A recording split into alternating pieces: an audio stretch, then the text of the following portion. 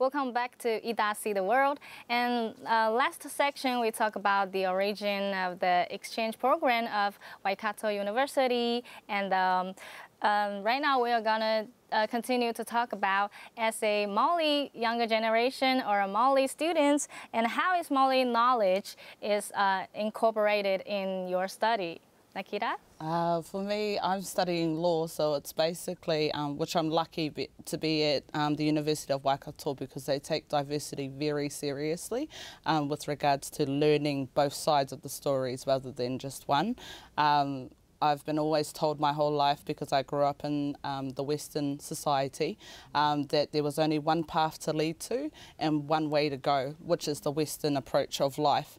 As soon as I came into law, it completely flipped me and was just like, there's another side. There's actually the side that your identity is connected to, and that's you being a Māori. And I was like, what does that mean? And so the last 3 years of learning about the law of both sides made me realise that our people were so badly treated in the past, and it made me realise, oh my gosh, I need to help in some way or form to uplift the culture, and that's what law has created for me, and that's what the education system at Te Wharewananga o Waikato has allowed me to do, is to see the truth of the past from both worldviews. Mm-hmm.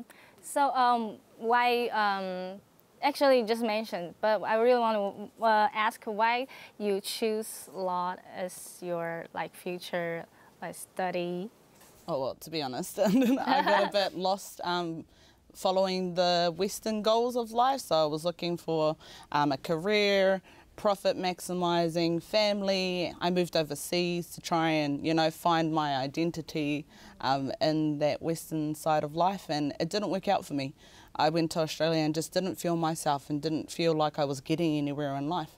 So I came home and regrounded myself and thought about, how am I going to help my family? Because obviously that was a principle that was instilled in me by my predecessors or my ancestors that were there before me. So I was like, still on the journey of trying to make that money. So I was like, oh yeah, I'll be a lawyer because it's high profit maximizing, but I didn't realize it was going to open me up to a whole new world of realization of who I truly am. So how do you learn Maoli culture and cultivate Maoli perspectives, since you mentioned you were grow up in Western society? I think I was actually grateful for my parents who made me or reassured me that it was actually an obligation for me to maintain that identity, and they did that through kapahaka. So as Mito had said, it's performing arts, and my parents are very musical, and so were my grandparents and my great-grandparents. So they're like, you're gonna do it. And I was like, oh, okay, because I didn't have a choice. But I was grateful for that, because at the end of the day, I maintained my culture throughout my whole life as a child.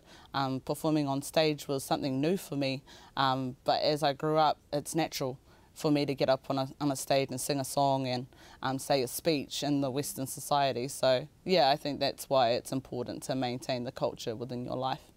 How about Rua Meto? Well, so ever since I can remember, I've been fortunate enough to be quite immersed in the Māori culture. I mean, similar to Nakira with her parents being involved in kapahaka, was the same with mine. And, growing up in my younger baby years, I was going to kapahaka practices every weekend, and there you hear te reo Māori being spoken.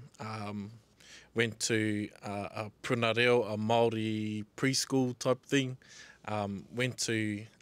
Although I went to mainstream elementary schools, intermediate, high schools, I was always in Māori units, and I was actually quite lucky because all of my Māori teachers in those units have now been recognised as quite well-known Māori language advocates. So I guess I was fortunate enough to be under their guidance, their teachings, and it sort of just stayed with me. I like to immerse myself in Māori kaupapa back home, kapahaka, pōwhiri, and all of these other Māori things. So it's sort of my life, actually, really. I couldn't see myself not being involved in Māori kaupapa, so You know, I wear my Māori culture on my chest, you know, I'm proud, and things like that. It's everywhere I go, everything I'm in is Māori.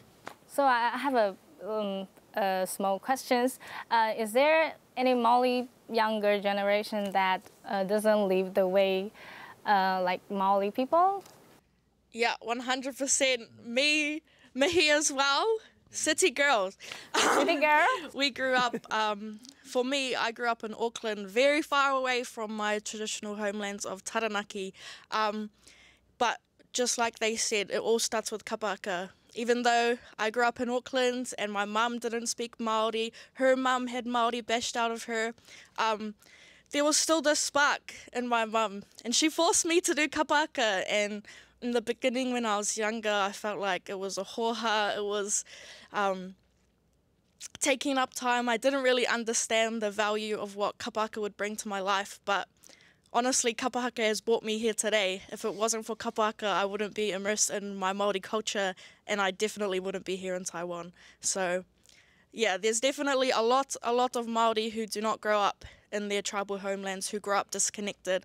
But for us as the young generation of Māori, we're all about uplifting those Māori, uplifting us to connect everyone to their tribal homes, because being Māori is a superpower, being Indigenous is a superpower, and we just need everyone to realise that.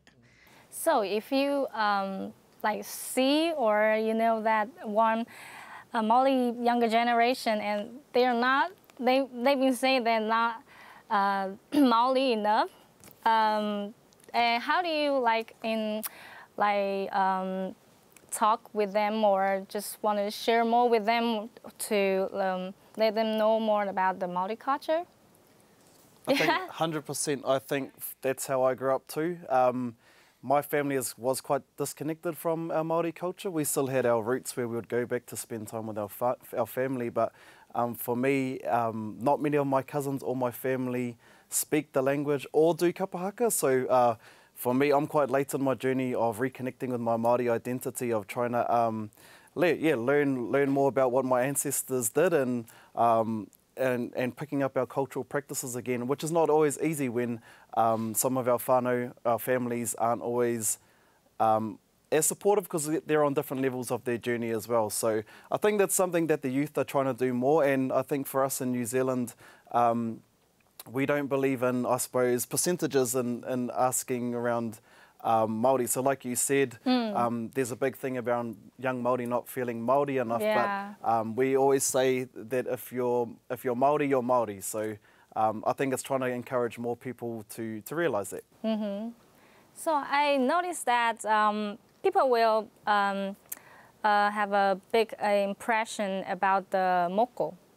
Can you tell us the meaning of the moko? Is everybody needs to have a moko, or if you want a moko in your heart, and that would be okay? So anybody can share with us about the moko? I think it's definitely a symbolic emblem of our ancestors, and it recognises or revitalises the culture to where it stands today. A lot of youth and a lot of people are maintaining the traditional practices at the moment, and moko is one of them, that we're trying to revitalise our identity again. As a young high schooler, I did manu kōrero, and one of my speeches was I wear my tamoko on the inside. And one thing that I remember coming back from that specific thing is that I didn't need to put it out there. I just needed to know inside that I was proud to be Māori, and that was my tamoko, my identity from the inside. And when I'm ready, when it's my time, then I'll get my moko on the outside so that I can, further emphasise my identity to the world. Yeah. So as we know in Taiwan, Māori education system is always a role model for us. So we really want to know that, because it seems like a lot of Māori teenagers, they can speak their own language, Māori language. So we really want to know that. Is there any foundation, fundamental, crucial, kohanga reo? So is that makes you can learn a well Maori language? Yeah. So Kohanga Reo was an initiative for language revitalisation. So it sort of come at a time where our elders weren't allowed to speak Māori. No one was allowed to speak Māori, but Kohanga Reo was one of the tools of revitalisation to bring back that language for our Māori people. So it's with the likes of Kohanga Reo, which is for babies, toddlers, 2 to 4 years old.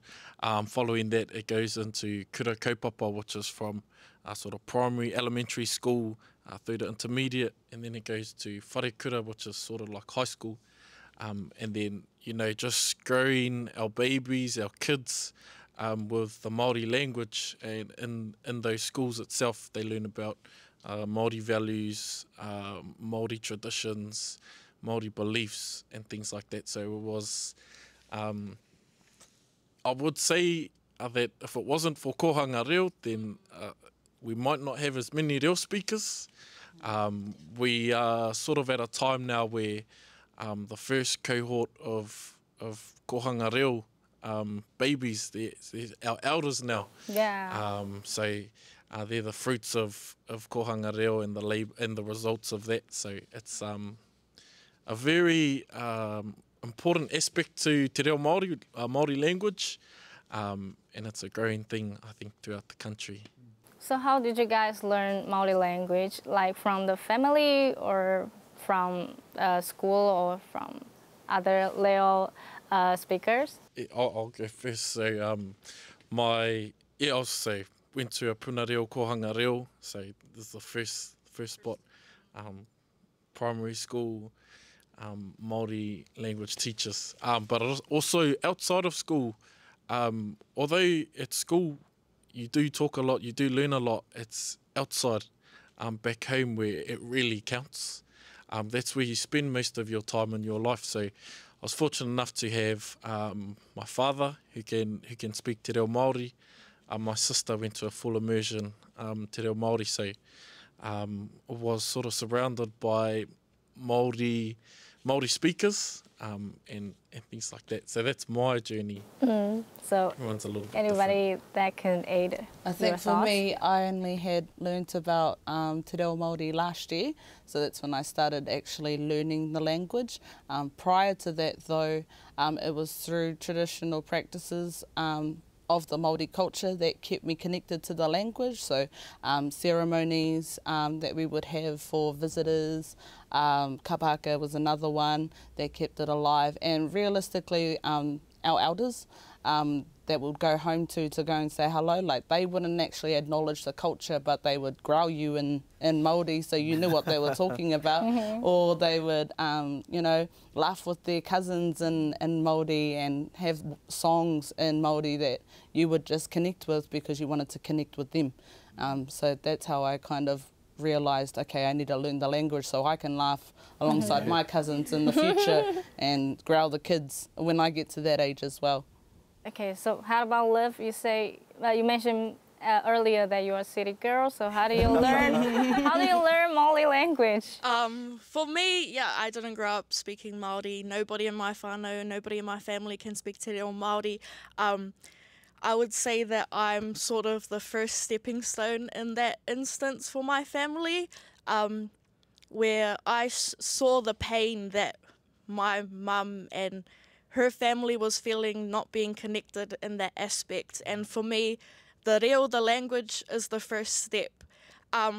Because to feel truly connected to your identity, language is really important because you don't want to be in these spaces where you can't understand what anyone's saying. So for me, I was inspired. I was doing kapake at school, so I decided to take te reo as a language because in New Zealand in high school it's compulsory to take a foreign language, even though Māori isn't foreign. It's compulsory to take a foreign language, so I took Māori all throughout my high school years, continued into university, and for me, a turning point was this kaupapa that the bro Meto and I were on, which was Te Ahurutanga, run by Korotu Matua Te Ururua Flavel, we had this tikanga, this sort of rule in our group, which was whenever we were together, we had to speak as much Māori as we could, which it didn't matter if you couldn't speak at all or if you're fluent. And for me, that was really a turning point because I had to use the reo rather than just have it in my head, because it's all good and well, you know, writing your essays in Māori, which is what you have to do in the Western education system. But actually speaking, that's what you really need. So yeah, for me, that's it. Now in Taiwan, whenever like younger generation want to learn indigenous language, we will have a test. We will have a certificates to, so like Māori language, does Māori language have a test or certificates? I think not sort of like how Taiwanese people do it. I think obviously you'll know who can speak te reo Māori, but I think in terms of education, we do have Māori language exams and things like that, and then outside of school, university students can decide if they still want to pursue Māori language at university. And there's also external schools of Māori language, for example, a school of Māori language excellence, which has been put to sleep, was known as Te Panekiretanga o Te Reo, and that was probably the highest level of Te Reo Māori, and thankfully the three teachers, the late Dr. Wharehuia Milroy, Tā Timoti Karetu, and Tā Pau Temara, those three took that school, and thanks to them, about over 15 years of that school, their students, the graduates of that school, are now the leaders of Māori language, and then they've taken those learnings, and because those students come from all around the island, they've taken it back to where they're from to teach other people, and then it's sort of just like a effect, you know, just like that, and it's gone. Everyone has it. So I think that learning culture, learning language, indigenous language is not that easy for a younger generation, but I think that it must like it have more like challenges and some efforts to do. So how does it really feel to be a Māori younger generation in modern society? Yeah, so I actually think I have a really different journey to a lot of people in this group that we're with. I'm actually the only one that can't speak or understand much te reo Māori. I grew up in mainstream education and none of my family can speak te reo Māori. I actually did start te reo Māori in high school, but then I gave it up because it wasn't something that was acknowledged, or it wasn't something that you should be proud of. And so I'm finally going back on that journey. Te whare wānanga o Waikato actually changed my life. The opportunities that I've had, like this opportunity here, where we get to connect with Māori people, has changed my perspective and it's changed how I want to raise my family. And me going on this journey now is exactly what I want and hope to create for the next generation. And yeah, I think being Māori in a young society is a privilege because we are so lucky to be able to be on this journey where it is accepted to reclaim your identity. You've heard stories where some of our elders, they were shunned upon, they were punished and they were discriminated against for speaking te reo. And so we are really lucky to be empowered and accepted in today's society. And I think on the other perspective, I'm also really fortunate to be surrounded by such empowering, uplifting people like these guys who are strong advocates for te reo Māori. And before coming on this trip, I was so nervous. I didn't actually want to apply because I was super scared that I wasn't Māori enough to be here. But being here the last 6 weeks, they have given me a new kupua te rā every single day, which is a new word of the day, and they are always just so welcoming and inspire me to want to learn more and be proud of what I have and what I am.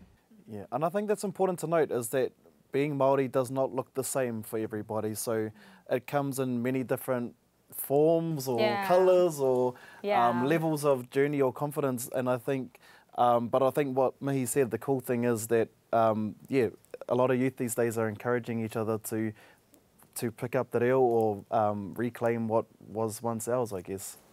So just like Mihi just mentioned that we live in a modern society, but we also have privilege, just like maybe we can use the media, social media to like show up and to like introduce indigenous culture on those platforms. So how do you think, Mihi? Yeah, I definitely think these guys will attest to the fact that I love social media.